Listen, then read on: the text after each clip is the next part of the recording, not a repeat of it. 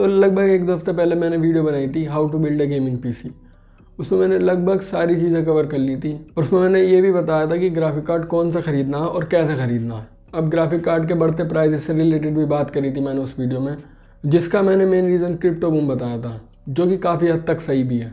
अब इंडिया में माइनिंग का सीन ना के बराबर है। ज़्यादातर लोगों को पता ही नहीं कि माइनिंग होता क्या है और जिनको पता है वो रिस्क नहीं लेना चाहते हैं। अब ये क्रिप्टो बूम वाला पॉइंट काफ़ी हद तक सही है क्योंकि क्रिप्टो करेंसी बूम की वजह से माइनर्स जो हैं वो ज़्यादा ग्राफिक कार्ड ख़रीद रहे हैं, जिसकी वजह से ग्लोबल चिप शॉर्टेज हो रहा है।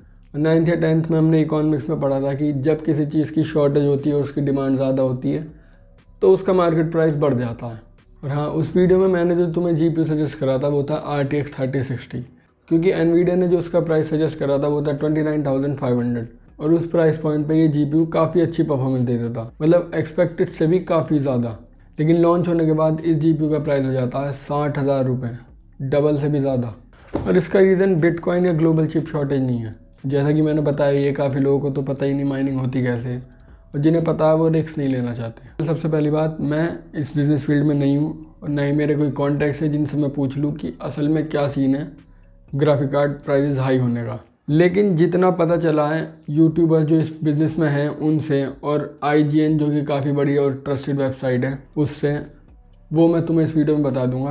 और मैंने काफ़ी कोशिश करी और कोई आर्टिकल भी ढूंढने की जिसने ये चीज़ डिस्कस करी हो, लेकिन सब ने क्रिप्टो माइनिंग बूम और ग्लोबल चिप शॉर्टेज ही बताया मेन रीज़न। तो जितनी मुझे अभी तक इस चीज़ के बारे में नॉलेज है मैं उतनी तो मैं बता रहा हूँ। अब इंडिया में प्राइस बढ़ने का जो मेन रीज़न है वो है डिस्ट्रीब्यूटर्स। तो सीन क्या है, बाहर से GPU कंपनीज स्टॉक भेजती हैं डिस्ट्रीब्यूटर्स या होलसेलर्स के पास। अब उनके पास GPU आ रही है नॉर्मल प्राइस पे, टैक्स वैक्स लगा के। तो अब दिक्कत यहाँ से शुरू होती है। अब इनका काम क्या है, GPU जिस प्राइस में आ रहे हैं उस प्राइस में अपना प्रॉफिट लगा के रिटेलर्स को बेचे। लेकिन ये क्या कर रहे हैं, 30 सीरीज के कार्ड्स की ज़्यादा डिमांड और ज़्यादा पॉपुलैरिटी की वजह से जो इन पर पुराना स्टॉक रखा है जो बिक नहीं रहा था, जिन्हें कोई गेमर पूछता भी नहीं है, तो ये रिटेलर्स को फोर्स कर रहे हैं कि अपने GPU के स्टॉक के साथ AIO, कैबिनेट, PSUs इन सब का स्टॉक भी खरीदें जो इनके पहले बिक नहीं रहे थे। जैसे मान लो तुम एक रिटेलर हो और तुम इनके पास गए कि हमें भैया 10 30 सीरीज़ के ग्राफिक कार्ड चाहिए, 10 ग्राफिक कार्ड का स्टॉक चाहिए। ये तुमसे कहेंगे अगर तुम्हें ग्राफिक कार्ड ख़रीदने हैं तो तुम्हें इनके साथ 5 AIO,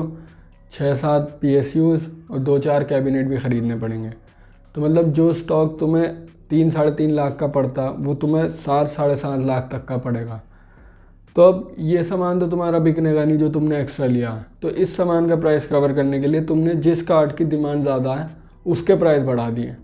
तो इस वजह से 30 सीरीज़ के कार्ड 60,000 तक के बिक रहे हैं। तो IGN का एक आर्टिकल है जिसमें उन्होंने काफ़ी रिटेलर से बात करी है इसी टॉपिक पे। तो उनमें से एक रिटेलर ने बताया कि ग्राफिक कार्ड के प्राइसेस हाई इसलिए हैं क्योंकि ब्रांड उन्हें GPU के साथ 6 कैबिनेट्स, 2 या 3 AIO और PSU खरीदने को कह रहे हैं, तभी वो GPU देंगे। अब जो सेलर हैं वो कार्ड्स इस प्राइस पे इसलिए बेच रहे हैं ताकि वो AIO और अपना कैबिनेट्स वगैरह का जो कॉस्ट है वो रिकवर कर सकें। अब इन्होंने काफ़ी और रिटेलर से भी बात करी है, मगर उनमें से कई रिटेलर्स अपना नाम डिस्क्लोज़ नहीं करना चाहते थे अपनी प्राइवेसी वजह से। अब इस आर्टिकल का लिंक मैं नीचे डिस्क्रिप्शन में दे दूंगा, चाहो तो पढ़ लेना। अब ये 30 सीरीज़ के कार्ड्स की पॉपुलैरिटी यूज़ कर रही हैं अपना पुराना स्टॉक निकालने के लिए। और IGN की रिपोर्ट में ये भी है, ये सिर्फ AIO और कैबिनेट्स वगैरह ही नहीं, अब जो पुराने कार्ड्स हैं जिन्हें कोई पूछ भी नहीं रहा था जैसे GT210, अब ये उन्हें भी रिटेलर्स को सेल कर रहे हैं इसके स्टॉक के साथ। अब आज के टाइम में कौन GT210 जैसा ग्राफिक कार्ड खरीदेगा। 3060 जो NVIDIA ने लॉन्च करा था वो मेनली इसलिए करा था, स्टीम के सर्विस के हिसाब से आज भी ज़्यादातर गेमर्स GeForce ग्राफिक कार्ड पर अपना गेम खेल रहे हैं। अब ये 3060 हमारे जैसों के लिए अपग्रेड था ताकि हम रे ट्रेसिंग जैसी टेक्नोलॉजी यूज़ कर पाएँ। लेकिन अब जिस बंदे का PC 60-70 हज़ार का है वो 60,000 का ग्राफिक कार्ड कैसे ख़रीद सकता है।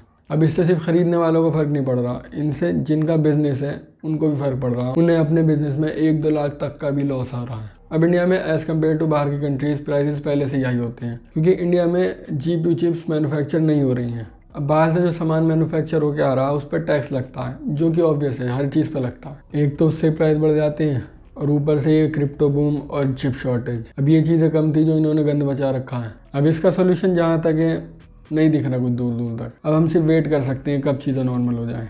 अब एंड में नुकसान तो हमारा ही है। तो like the Oh no, that is what they all say when they see me pouring some more. Oh, then gets empty again. Better fill it up before I go.